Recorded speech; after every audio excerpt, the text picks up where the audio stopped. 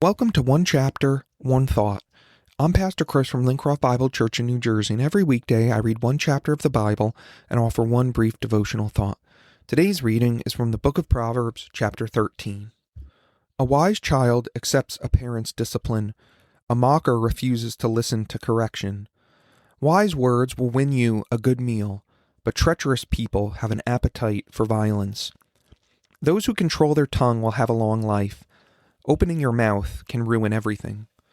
Lazy people want much, but get little, but those who work hard will prosper. The godly hate lies.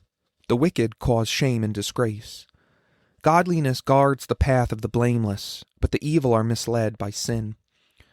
Some who are poor pretend to be rich. Others who are rich pretend to be poor.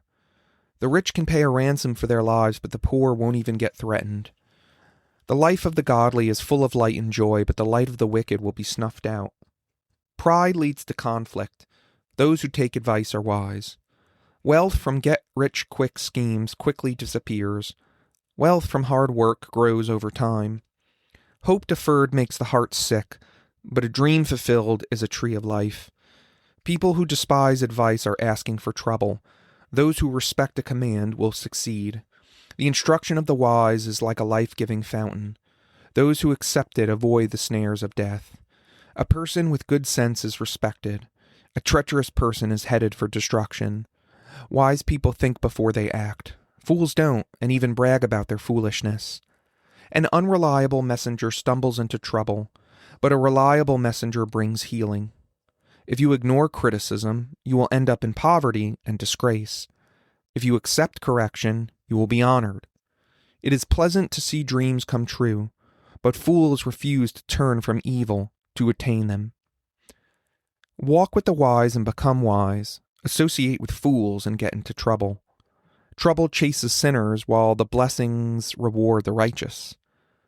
Good people leave an inheritance to their grandchildren, but the sinner's wealth passes to the godly. A poor person's farm may produce much food, but injustice sweeps it all away. Those who spare the rod of discipline hate their children. Those who love their children care enough to discipline them. The godly eat to their heart's content, but the belly of the wicked goes hungry.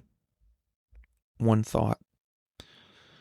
Proverbs are meant for deep contemplation, and sometimes the Proverbs are intentionally ambiguous, and that ambiguity invites us to ponder them more deeply.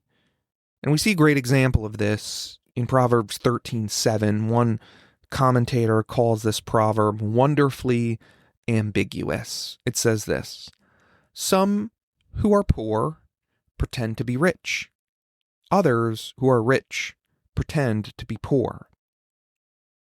So what does this proverb mean? What is it getting at? There are really two main interpretations here. One is that this proverb is speaking about social appearance. So what it's saying is that some people, they act wealthy. Some who are poor pretend to be rich. Some people act wealthy, but they're actually poor. And then vice versa. Some people are rich but they act poor. In modern times, one example of this I came across was by the author Rob Henderson in his memoir Troubled. Rob Henderson grew up in a very poor family, I believe out in California, if I remember correctly, but then he was able to get into Yale. He went into the military, and then he was able to go to Yale after his time in the military. And what he found, which was surprising to him at first, is that many of these upper-class social elites, or children of social elites that were at Yale, they often pretended to be not elite. They pretended to not be that wealthy or come from wealth. And he was really shocked by that because he came from nothing, from a very poor community, and he was imagining, well, wouldn't you want to enjoy this wealth and, these things? So that is kind of an example, a modern day example of sometimes people could be pretending to be one way when they're really another. The other main interpretation, though, sees this proverb as speaking about financial behavior. Some who are poor pretend to be rich. In other words, some poor people, they spend money like they're rich, and that then leads them to be poor.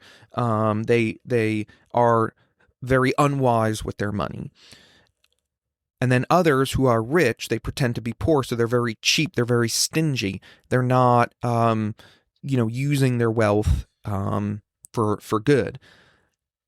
It's hard to know exactly what Solomon intends in this proverb, but I think either way, either of these two interpretations, what unites them both is the fact that some people are not being authentic. They're not being and living as they truly are. The rich that are pretending to be poor, in a sense, they are defrauding their community because they may have the wealth to solve problems or the wealth to help others, to make investments in this. But if they're being stingy and they're saying like, oh, I'm actually poor, I really can't give that much, they may be cutting off valuable resources from the community. They're not using their wealth for good, but they could be using it on selfish pleasures. And the poor person that is acting rich, spending their money flagrantly, and they're just pretending. They may not be investing themselves in the things they need to be, like a good job and working hard and doing the things necessary to pull themselves out of poverty. Obviously, poverty is a very complex thing because later on in this own proverb, it says that the farm of the poor produces much produce, but injustice sweeps it away. And yet, there are aspects to some cases of poverty where people may not be doing the right things. And so they may be chasing fantasies like we heard about in the previous chapter.